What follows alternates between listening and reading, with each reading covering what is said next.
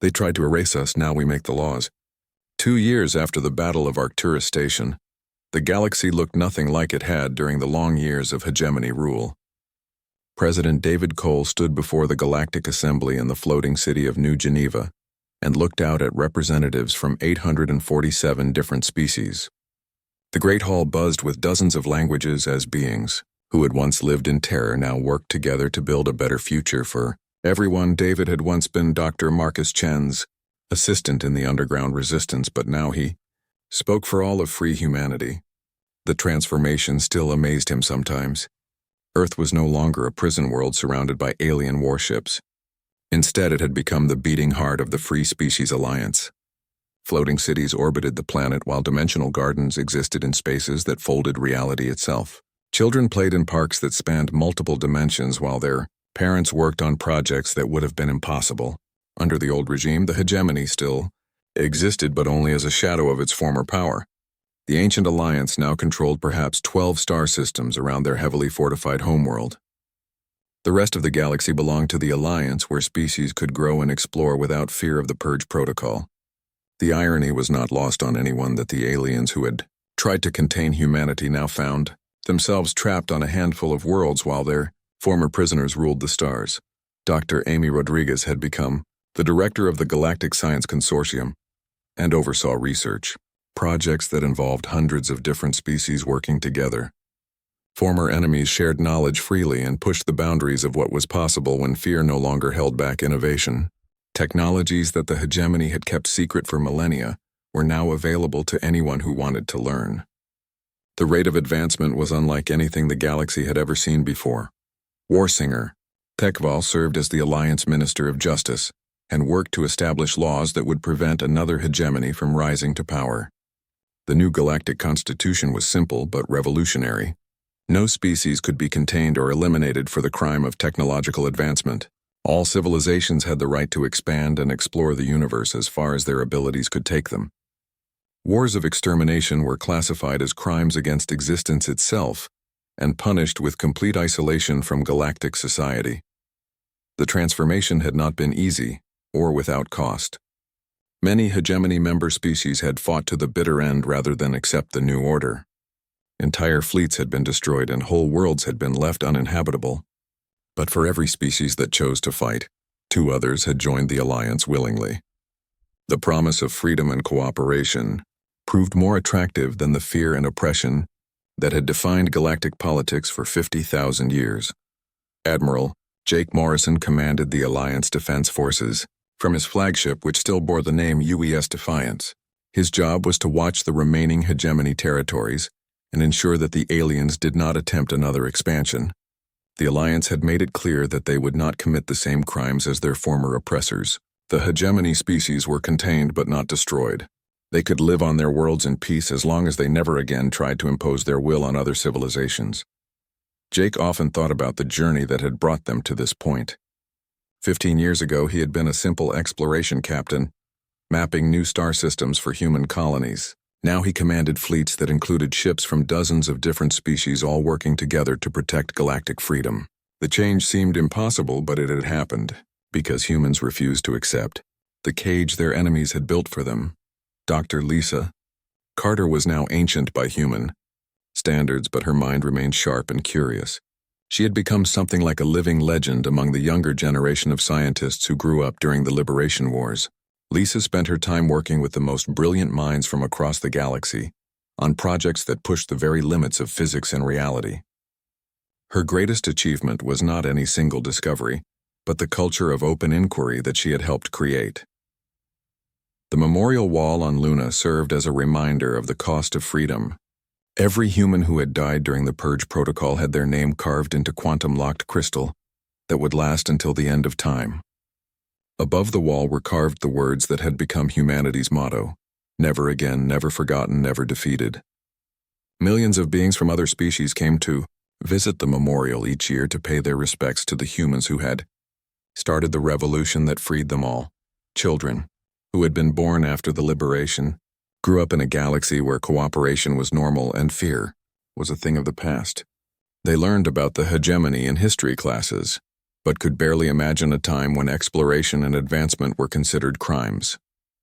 These young beings would inherit a universe where the only limits were those imposed by physics itself, rather than the jealousy and fear of ancient tyrants. The economic transformation was as dramatic as the political changes.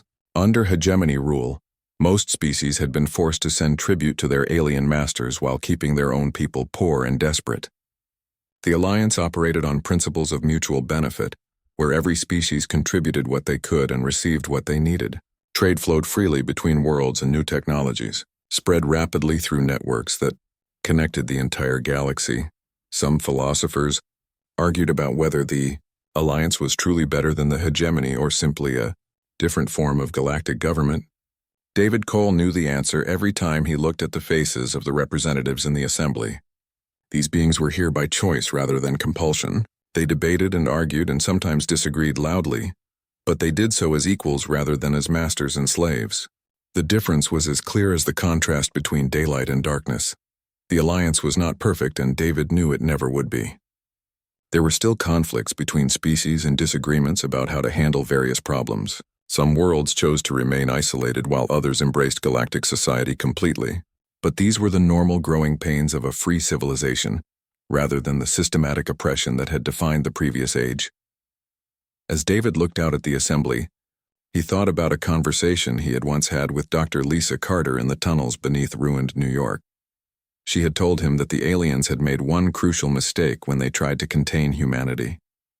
They had forgotten that humans did not know how to stay down when someone tried to erase them. They had turned their would-be victims into something stronger and more determined than they could possibly imagine.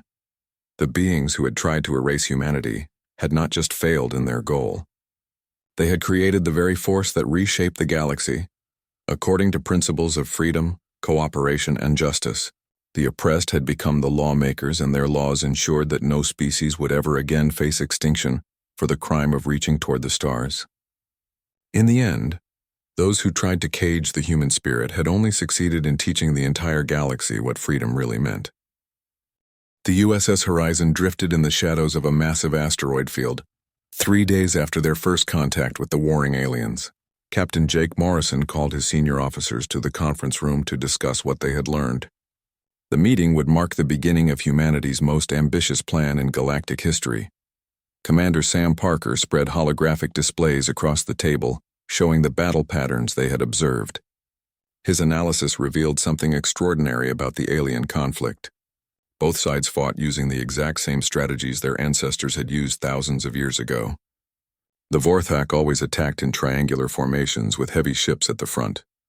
The Zilani always responded with circular, defensive patterns that rotated their strongest ships to face incoming threats. Dr. Kevin Wright presented his psychological analysis of the alien communications they had intercepted.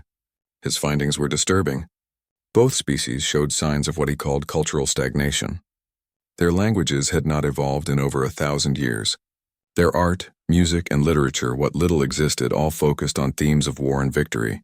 Neither civilization seemed capable of thinking beyond the conflict. Engineer Amy Collins had been studying the alien technology recovered from the debris fields. Her discoveries supported Wright's theories. Both the Vorthak and Zilani had reached a technological plateau. Their weapons and ships from 500 years ago were nearly identical to their current designs. Innovation had stopped because both sides had achieved perfect balance in their ability to destroy each other. Lieutenant Commander Alex Rivers brought up tactical displays showing the current positions of both fleets. He had identified something that amazed the human crew. The alien fleets were not trying to win decisive victories. They were maintaining the war at a steady level of intensity. When one side gained an advantage, they would pull back instead of pressing their attack.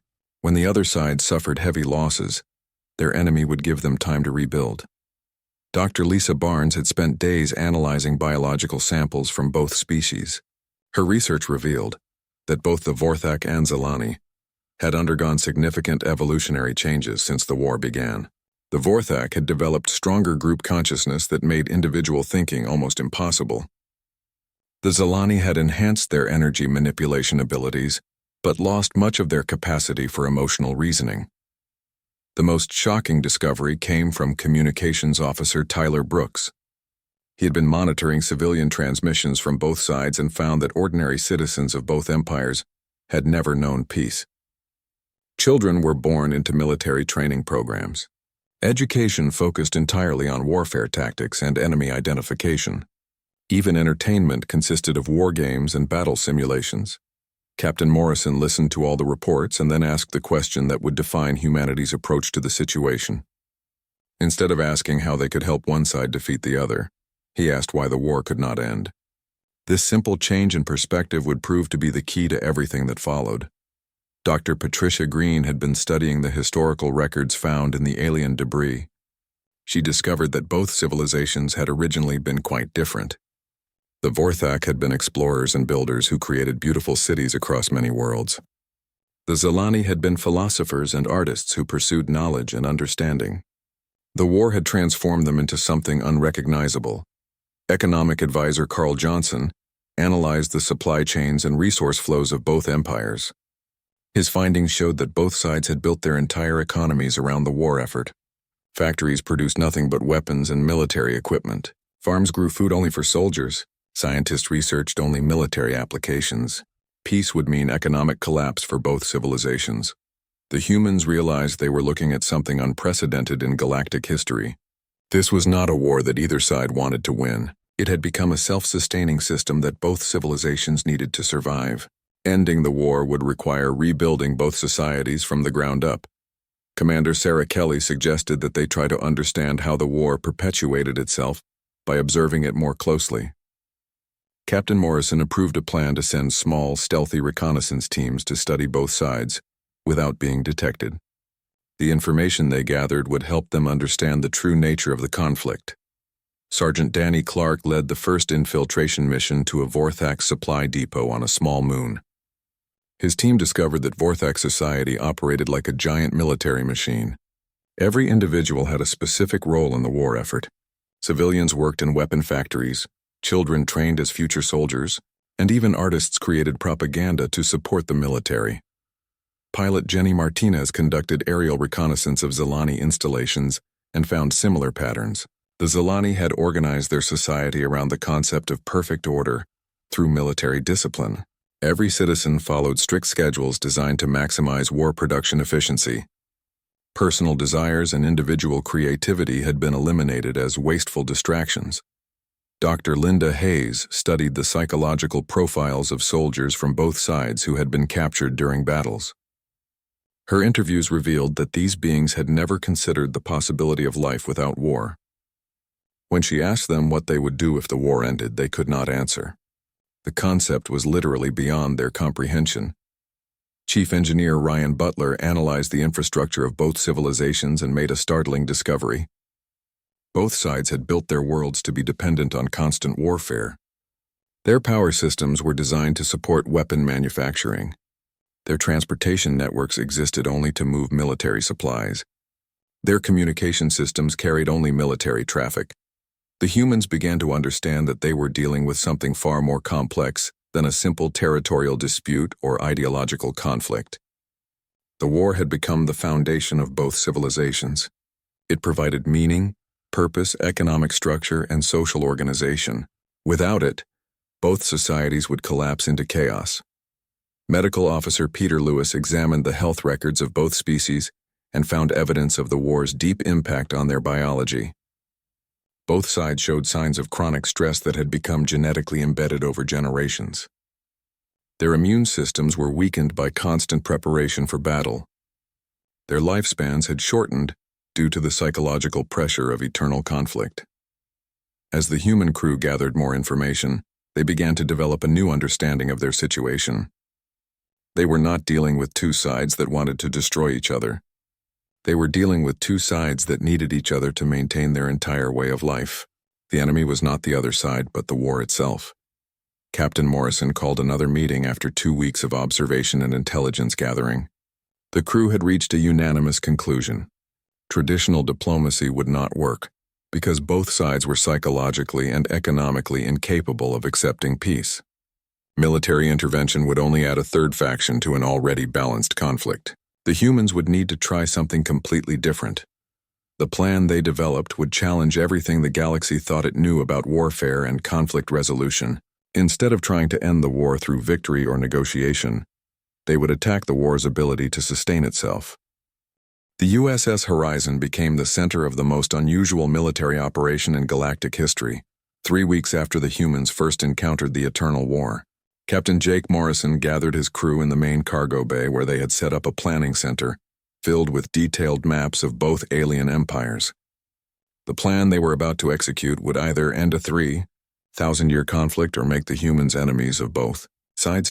Chief Engineer Ryan Butler had spent days studying the supply routes that kept both armies functioning. His team had identified the key shipments that both sides depended on to maintain their war effort. Instead of attacking military targets, the humans would target the infrastructure that made warfare possible. The goal was not to help either side win, but to make it impossible for either side to continue fighting effectively. The key first operation began when engineer Amy Collins led a small team to intercept a Vorthak supply convoy, carrying weapon components to their frontline bases. Using advanced human stealth technology, they disabled the convoy's engines and communication systems without destroying the ships.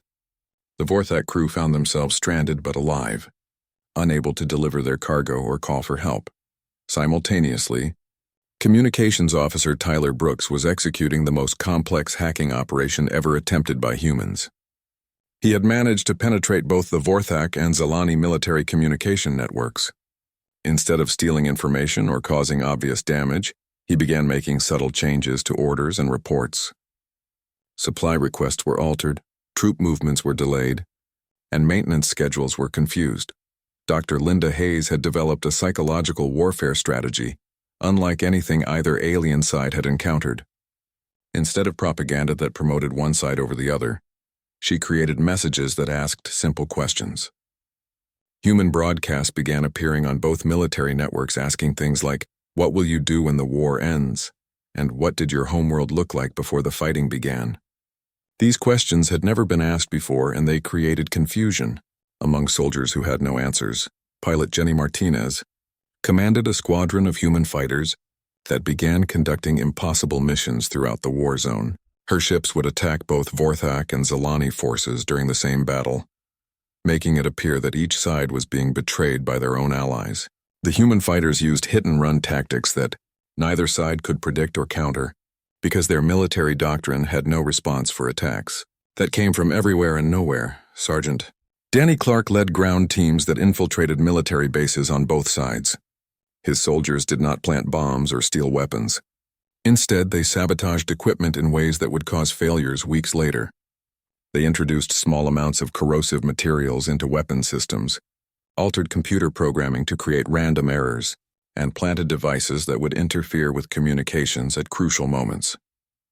The effects of the human operations began to show within days.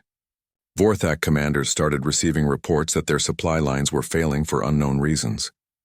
Equipment that had worked perfectly for centuries was breaking down. Orders from high command were contradictory and confusing. Some units reported being attacked by ships that matched the design of their own allies. The Zalani experienced similar problems. Their precisely organized military machine began to develop random malfunctions. Supply deliveries arrived at the wrong locations or not at all. Communication systems carried contradictory messages. Energy weapons that had functioned flawlessly for generations suddenly lost power at critical moments during battles. Dr. Kevin Wright monitored the psychological impact of these mysterious failures on both alien forces. His analysis showed that doubt was beginning to appear in military communications for the first time in recorded history. Soldiers who had never questioned orders were starting to ask their commanders for explanations. Officers who had followed ancient protocols without thinking were beginning to wonder if their traditional tactics were still effective. Commander Sam Parker coordinated the overall human strategy from the USS Horizon. His job was to ensure that both sides experienced similar levels of confusion and equipment failure. The goal was not to give either side an advantage, but to create enough uncertainty that both would be forced to reconsider their approach to warfare. The most dramatic operation occurred when both alien fleets prepared for a major battle in orbit around a contested planet. Lieutenant Commander Alex Rivers positioned human ships throughout the battle zone using advanced cloaking technology. When the battle began, the humans started jamming communications and targeting systems on both sides while simultaneously launching attacks that appeared to come from the enemy fleets. The result was chaos unlike anything seen in 3,000 years of warfare. Vorthak ships found themselves firing on other Vorthak ships because their targeting computers were showing false information. Zelani formations broke apart when their coordination systems received contradictory commands. Both sides retreated in confusion, each convinced that the other had developed new weapons and tactics. Medical Officer Peter Lewis monitored the casualty reports from both sides and made an important discovery. Despite the confusion and equipment failures, actual battle deaths were decreasing. The human operations were making warfare less effective without making it more deadly. Soldiers were surviving battles that would have killed them under normal circumstances because the fighting was becoming too disorganized for either side to press effective attacks. Economic advisor Carl Johnson analyzed the impact of the supply line disruptions on both empires. His report showed that both sides were being forced to slow down their military operations as resources became unreliable. Factories that had operated at full capacity for centuries were running out of raw materials. Shipyards that had produced warships according to precise schedules were falling behind their quotas. The psychological impact of these changes was more significant than the humans had expected. Dr. Patricia Green studied intercepted communications and found that both sides were beginning to experience something they had not felt in millennia: doubt about their enemy's capabilities and intentions. Neither side could explain the strange failures and mysterious attacks they were experiencing. Ambassador Helen Carter worked with Tyler Brooks to monitor the political effects of the confusion. High-ranking officials on both sides were questioning their military commanders about the equipment failures and tactical surprises. Some were beginning to suggest that perhaps their traditional approaches to warfare needed to be reconsidered. The breakthrough came when a group of young Vorthak officers sent a message to their high command asking permission to attempt direct communication with Zelani forces to determine if they were experiencing similar problems. This was the first time in recorded history that either side had suggested talking to the enemy about anything other than surrender terms. As the human operations continued, both alien civilizations found themselves in an unprecedented situation. Their ancient, predictable war was becoming unpredictable. Their reliable technology was becoming unreliable. Their unquestioned strategies were producing unexpected results. For the first time in 3,000 years, both sides were being forced to think about warfare in new ways.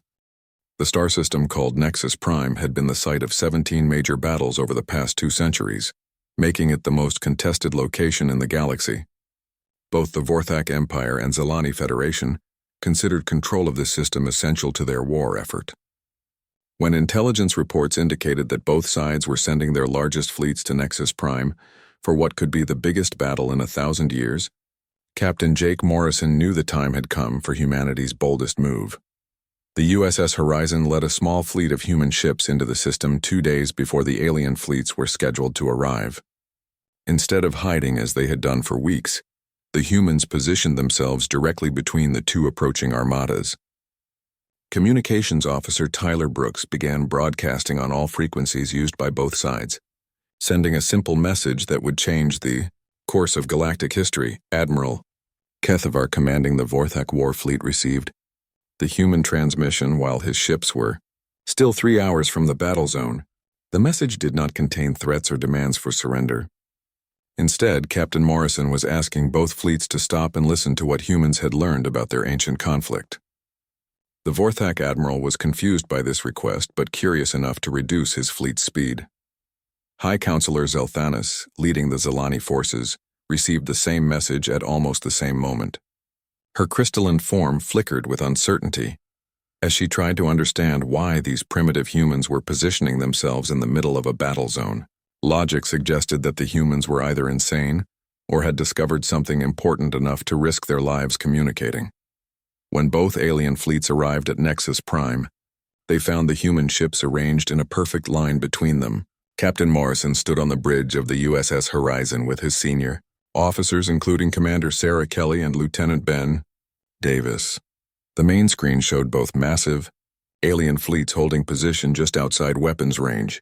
waiting to see what the humans would do.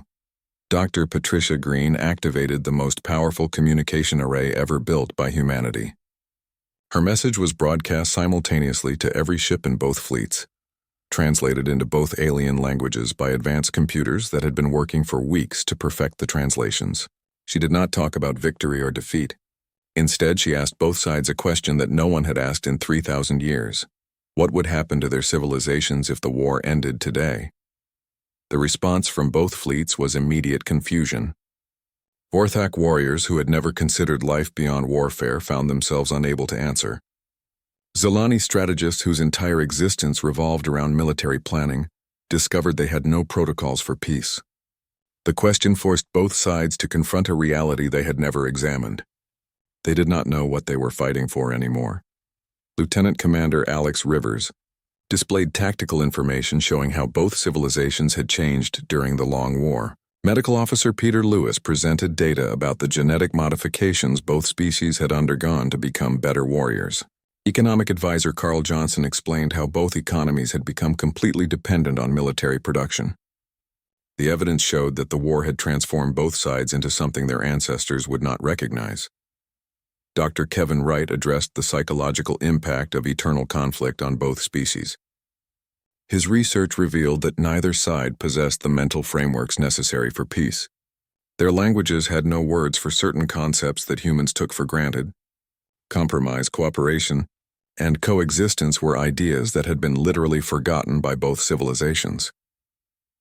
The breakthrough moment came when Dr. Lisa Barnes revealed the most shocking discovery of the human investigation. Both the Vorthak and Zilani had originally been peaceful species. Archaeological evidence from their homeworld showed that before the war began, the Vorthak had been master builders who created beautiful cities and artistic monuments. The Zilani had been philosophers and scientists who pursued knowledge and understanding above all else. Engineer Amy Collins displayed holographic reconstructions of what both civilizations had looked like before the conflict started. The images showed Vorthak cities filled with art and music, with individual citizens pursuing personal interests and creative endeavors. Zilani worlds appeared as centers of learning where different ideas were celebrated and knowledge was shared freely with anyone who sought it. The silence that followed these revelations lasted for several minutes. Both alien fleets held their positions while thousands of warriors and strategists tried to process information that challenged everything they believed about themselves and their enemies.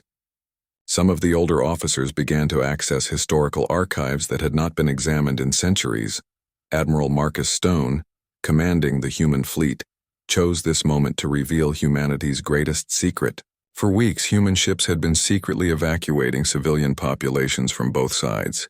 Rescue teams led by Emergency Coordinator Rachel Thompson had been working with sympathetic individuals from both empires to move non-combatants to neutral worlds where they could live without fear. The most powerful moment came when Ambassador Helen Carter activated screens throughout both fleets showing footage of evacuated children. Young Vorthak and Zilani, who had been rescued from war zones, were now living together on human colonies. The footage showed them playing together, learning together, and even protecting each other from danger. These children, raised away from the influence of eternal warfare, had naturally developed friendships across species lines. When Admiral Kethvar saw young Vorthak playing peacefully with Zilani children, something fundamental shifted in his understanding of the universe. His species' group consciousness began to experience emotions that had been suppressed for millennia. For the first time in his life, he wondered what his own children might have become if they had been raised in peace instead of war. High Counselor Zelthanis experienced a similar revelation when she observed Zilani younglings teaching Vorthak children how to manipulate energy while learning construction techniques in return. Her perfect logical mind suddenly grasped a concept that had been missing from Zilani philosophy for thousands of years: mutual benefit through cooperation rather than domination. Negotiator Paul Andrews transmitted the final part of the human message. Humanity was not asking either side to surrender or admit defeat. They were offering something far more radical: the possibility that both civilizations could reclaim what they had lost during the Long War. The choice was theirs to make. Research Director Jason Miller, presented evidence that cooperation between the three species had already produced technological and scientific advances that none could achieve alone. The evacuated populations were developing new innovations by combining Vorthak engineering skills, Zilani energy manipulation, and human creativity. The tension in the star system was overwhelming as both alien fleets processed what they had learned. 3,000 years of warfare had been based on assumptions that were no longer true. The enemy they had been fighting was not each other but the war itself. The humans had not just offered them peace, they had offered them the chance to remember who they used to be before the fighting began. The revelation at Nexus Prime created shockwaves that spread across both alien empires within hours of the confrontation. Admiral Kethvar and High Counselor Zelthanis returned to their respective fleets carrying information that challenged 3,000 years of military doctrine.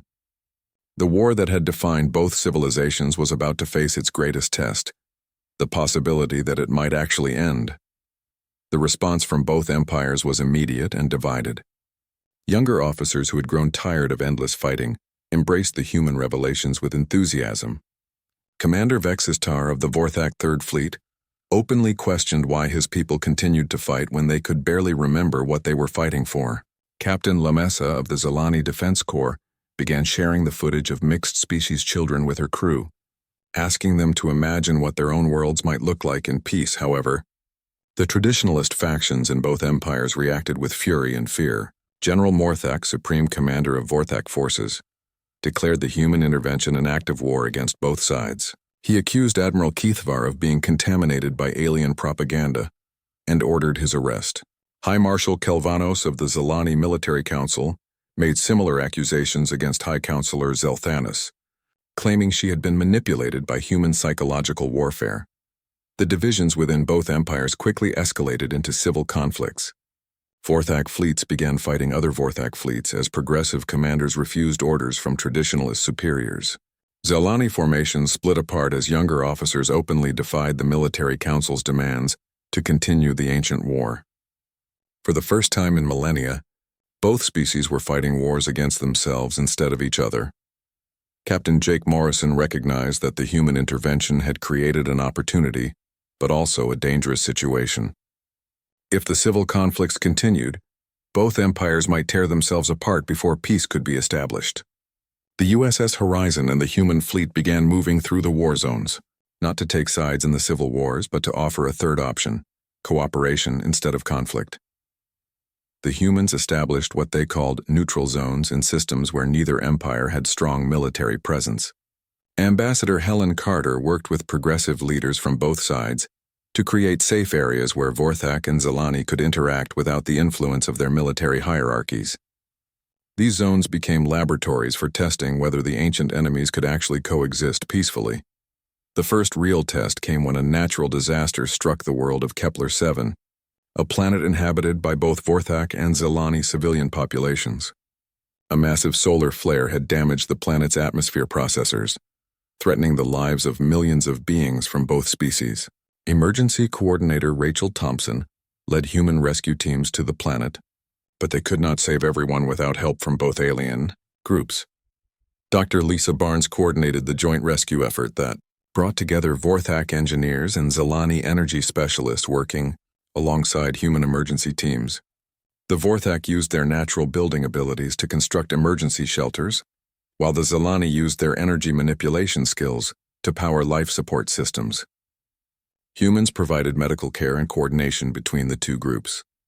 The success of the Kepler-7 rescue operation changed everything. News of Vorthak and Zilani working together to save lives spread throughout both empires faster than any military dispatch. Civilians who had never questioned the eternal war began asking why their peoples could cooperate in emergencies, but not during normal times. The rescue became a symbol of what both species could accomplish together. Engineer Nicole Foster led reconstruction projects on worlds that had been damaged during the civil conflicts. Her teams included volunteers from all three species working together to rebuild cities, repair infrastructure, and restore damaged ecosystems. These projects demonstrated that cooperation was not just possible but more effective than the competitive approaches both empires had used for centuries. Trade agreements began to develop as economic advisor Carl Johnson worked with business leaders from both sides who were tired of war economies. Vorthak manufacturers discovered that Zelani energy technology could improve their production efficiency. Zelani researchers found that Vorthak engineering techniques could enhance their scientific instruments. Human innovations in agriculture and medicine benefited both species.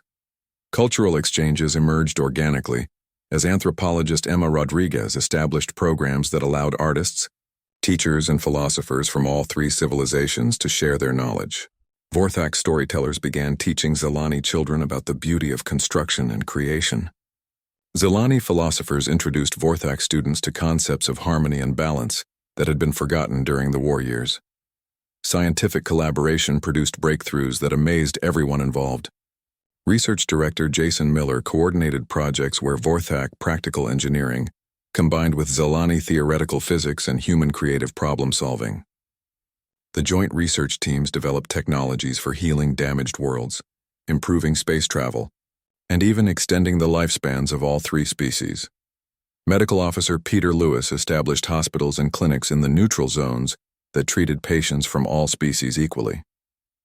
These medical centers became powerful symbols of cooperation, as Vorthak, Zelani, and human doctors worked together to save lives regardless of which empire their patients came from. The sight of ancient enemies caring for each other's wounded had a profound impact on public opinion in both empires. The traditional war continued in some sectors of the galaxy, but it was no longer total. Increasing numbers of soldiers and civilians from both sides chose to relocate to the human-facilitated peace zones rather than continue fighting. The neutral territories grew larger and more prosperous while the war zones became smaller and less important. The turning point came when a group of children who had been raised in the mixed communities requested permission to visit the homeworlds of both empires.